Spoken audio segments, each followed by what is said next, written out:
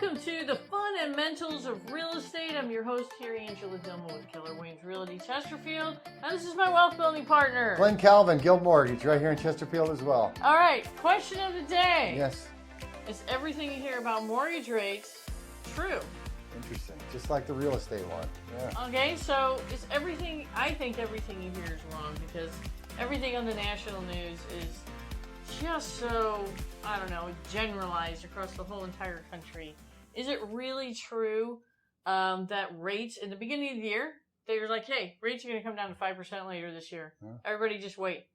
Everybody just wait. We're going to see 5%. Oh, nope, they changed their minds. Right. It's probably not going to be 5%. I don't know. Right? And so it's not going to be April. It's not going to be May. Right. They keep pushing it out now because they keep pushing it out. And the reason why? Well, jobs are so good and inflation's not really Yes. coming down as fast as they thought it would. And it's come down some. So inflation It's is still coming rising. down. It's just rising at a slower pace, y'all. Yes. Okay, wait a minute. What's our fun today, Glenn? Because we got to have some fun. I don't know. We didn't do have need that it. much fun Everything's last more week. expensive. What's more fun? Our fun is that we're going to be smarter than a fifth grader. Smarter than a fifth I grader. love that show. It's just kind of like, I don't know, being smarter than a fifth grader because you got professional people that you can consult, and when you hear stuff on the news, it doesn't always apply to just like real estate. It doesn't always apply locally. Right. It's national news. And the other thing I'll say, the people that make their predictions, they're not 100% right. They're making predictions. We have a great guy in our office that does lobbying. He's our capital markets guy, and he's a numbers guy. He's very much a numbers guy, and our joke is whatever he says, we're going to do the opposite.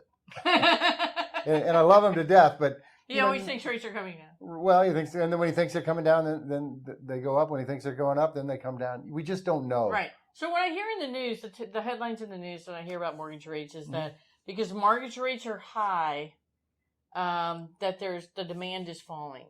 So demand for housing. Yeah, demand for housing. So weren't you just telling me just like May was like a really great month? My best month that I've had in 2 years. Yeah. So okay. And that's another thing. There's still people out there buying houses. There's still demand. It's just not as great. Okay. So, but is it really falling? Are you really seeing it falling? No, not at all. I'm not seeing demand falling either. Not here locally. And so when it comes to the rates, they say rates are high, but aren't they getting a little better here locally? No, that's the thing. If nationally they say, hey, rates are 7 or they're 6.5, does that mean here in St. Louis they're 6.5? That's a great question. So it's so complicated now. So a lot of times with what they're talking on the news when they talk about the interest rates, they're talking about what the Federal Reserve charges banks for overnight rates, which really directly affects home equity loans, car loans, consumer loans, credit cards. Mortgage rates are different. Mortgage rates are based on the supply and the demand with the bond market. Okay. And they fluctuate together, but not exactly the same. Not exactly. And a lot of times the mortgage rates can come down on and go up on rumor or what's going to happen. But anything that is going to cause the stock market to weaken, any bad news about the economy is very generally, good news for the interest rates. Okay, but if I hear that interest rates are 7% across the country, does that mean they're absolutely 7% here in No. That's a great question. It's so different now. We're going to take into effect so many factors when I look at the interest rate. And a lot of times people will call me on the phone, hey, Glenn, what's the rate? There's really no way to answer that question without all of the facts. I say it's like putting a puzzle together. So we have to know your credit score is a huge factor in the interest rates. Okay. The program, FHA, VA, conventional, that's a huge factor in the rates. How much you're putting down is a factor in the rates. Credit score, factor rates, all that.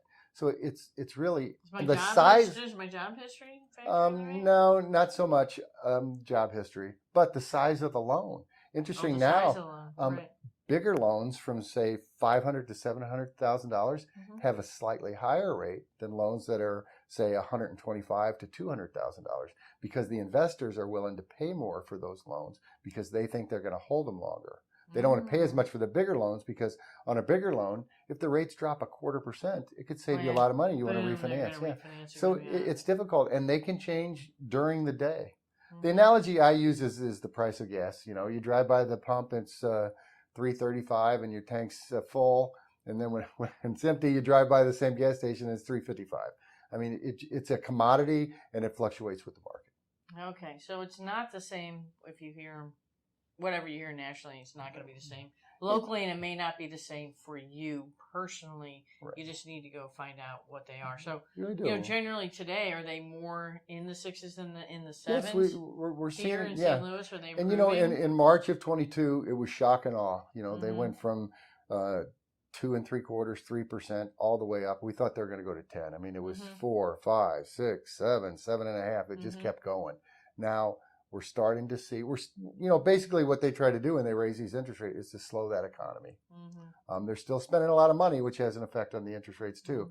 But the higher interest rates is starting to have its effect. It's taken a little bit longer, but generally the economy is slowing down. There's a great story one time when we were driving to work and my children were little, and I think Whitney was around 12, and they said unemployment unexpectedly rose this morning, and I'm driving, I go, yes. And then he's like, Dad, why are you happy people are out of work? I go, well, the interest rates are coming down a little, so Daddy's going to do a little bit better. It's going to maybe some refinance business. So that's a good example of how bad news on the economy can be good news for interest rates. Okay. So are the credit guidelines a lot more strict than they have been? They're definitely stricter, and we talked on that, why we don't think there's a market crash, because we really tightened up the underwriting guidelines 15, 16 years ago. But I think what they're trying now is that the GSEs, Fannie Mae and Freddie Mac, that own a big portion of the loans, are trying really hard to find ways to get more people into those loans. So maybe being a little more relaxed on how we calculate the debt on a student loan, maybe finding ways for some down payment assistance. So I think in general, over the last 2 years, it's gotten slightly easier to get into a mortgage. Okay. Although we're still very common sense, and you're going to have to prove that you qualify.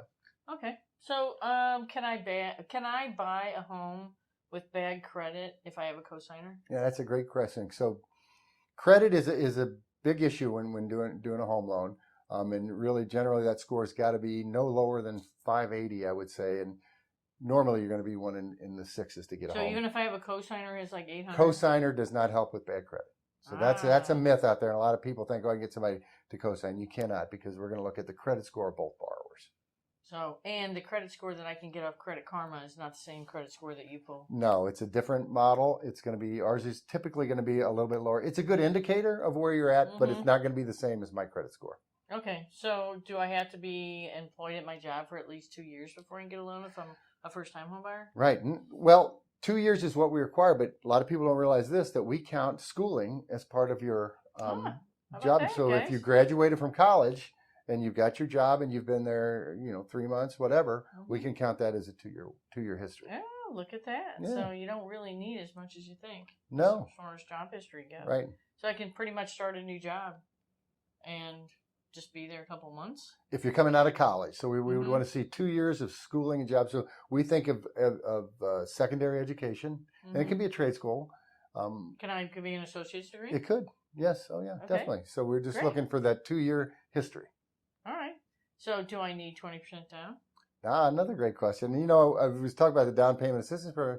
No, we have no money down programs. The state of Missouri has their, yes. Great 3% down program for first-time home buyers? Awesome with the Home Depot gift card and the money towards down payment. That's one thing I would say has really changed in the last year and a half is we call them CAPS and DAPS.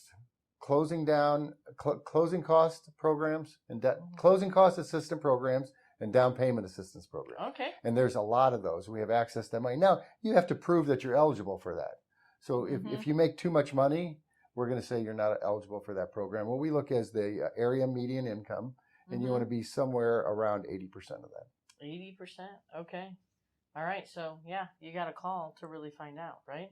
You really do. So can I buy my next home without selling the one I'm in?